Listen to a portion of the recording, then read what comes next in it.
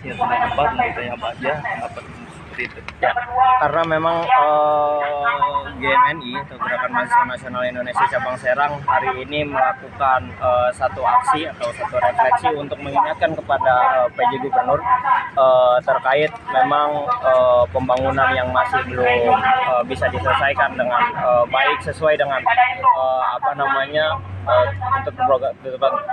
tuntutan program kerja yang memang sudah disampaikan oleh Pak PJ Gubernur sejak Pak PJ Gubernur dimandatkan untuk memimpin Provinsi Banten itu sendiri. Tapi pada nyatanya malah sejak Pak PJ Gubernur itu memimpin Provinsi Banten, tingkat pengangguran semakin meningkat dari yang 5,6% di zaman Pak Wahidin Halim meningkat menjadi 7,8%.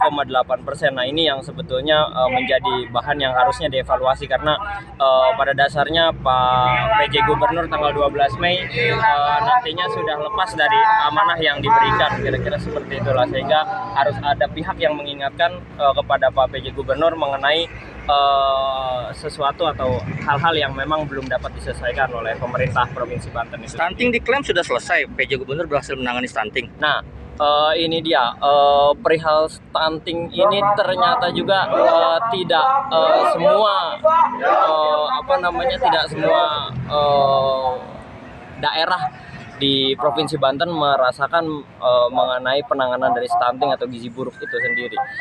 Pada nyatanya di tahun ini 2023 itu tercatat ada sekitar 320.000 orang yang terkena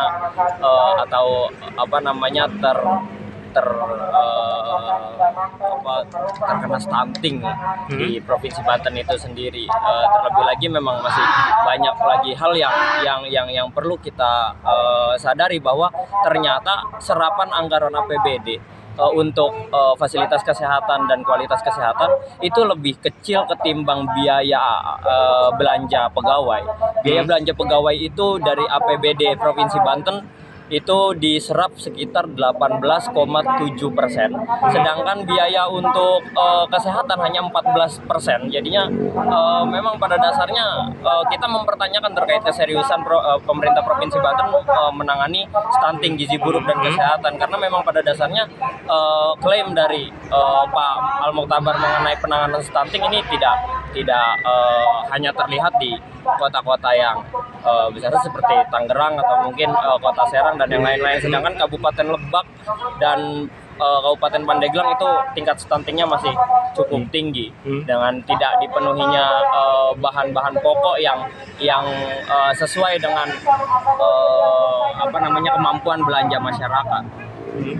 Di sektor ekonomi, GMNI melihat Al-Mukhtabar tidak mampu menangani kemiskinan, sedang Al-Mukhtabar mengklaim dia berhasil menangani kemiskinan. Ya. Gimana?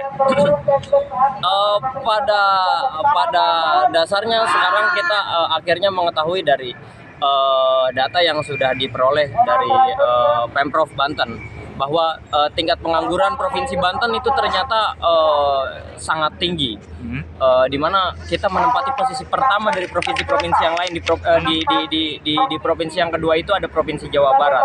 Kita itu provinsi pertama dengan tingkat pengangguran sekitar 8,92%, 8,9% kemungkinan, yang mana sebelumnya itu hanya berkisar 5-6%, dan di 1 tahun ke belakang mungkin ya karena memang adanya faktor di mana COVID-19 itu juga salah satu indikator mengapa banyak orang yang putus kerja, putus sekolah dan yang lain-lain. Tapi itulah kewajiban pemerintah Provinsi Banten untuk menyelesaikan persoalan-persoalan. Artinya ini kan nasib Al-Mukhtabar tinggal 3 hari lagi ini. Betul.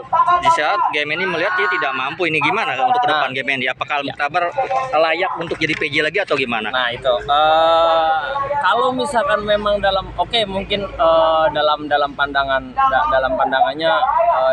pemerintah Provinsi Banten bahwa pembangunan itu tidak dapat dilakukan dalam jangka waktu setahun atau 2 tahun, tapi dengan adanya penurunan indeks kemiskinan peningkatan indeks kemiskinan dari Provinsi Banten itu sendiri membuat kita mempertanyakan terkait keseriusan PJ Gubernur Pak Al-Mu'tabar dalam memimpin Provinsi Banten, dan apakah beliau masih pantas untuk memimpin Provinsi Banten ke depan, karena nantinya akan ada nama-nama yang kemarin juga saya sedikit mengetahui ada beberapa nama lain yang nantinya mungkin akan ditunjuk sebagai PJ yang selanjutnya, sehingga hal-hal itu atau tuntutan-tuntutan yang diberikan oleh GM ini dapat menjadi bahan atau alat untuk mengevaluasi kinerja pemerintah Provinsi Banten dalam melaksanakan tugas-tugas kenegaraan. Berarti kalau seperti itu dinilai tidak layak. Dinilai tidak layak, pasti tidak layak. Kalau seandainya Al-Mu'tabar sudah tidak layak, ada GMNI sendiri menginginkan yang seperti apa? Ya, sebetulnya kami tidak pernah mau mendukung pihak manapun atau sosok siapapun. Yang kami harapkan adalah siapapun sosoknya, dia mampu menyelesaikan setiap hal dan persoalan-persoalan yang menjadi keresahan bagi masyarakat Banten itu sendiri. Dan salah satunya adalah stunting tadi, tingkat gizi buruk dan sebagainya. Ya, saya mohon maaf, seperti PJ Gubernur tidak lagi mampu untuk menegur atau memberikan peringatan terhadap Bupati Pandeglang yang justru malah lebih mengedepankan belanja anggaran pegawai ketimbang fasilitas kesehatan dan fasilitas infrastruktur seperti itulah.